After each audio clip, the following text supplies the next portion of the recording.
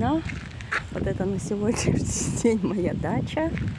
Вот здесь вот такой костер. Мне так захотелось побыть одной. Водитель прибежал, посмотрел, что здесь, и уехал на автобусе. А мы вот здесь вот такой у нас маленький костер на день Ивана Купала. Это просто счастье какое-то, что сегодня здесь нет толпы, никому не надо уступать. Видимо, все финны поехали на дачу. Вот живой огонь, он вот такой. Я его очень люблю на него смотреть. Сейчас я пойду купаться.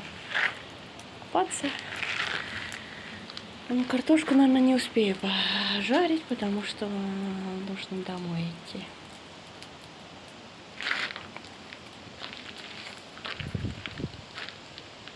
Всем до встречи, пока-пока.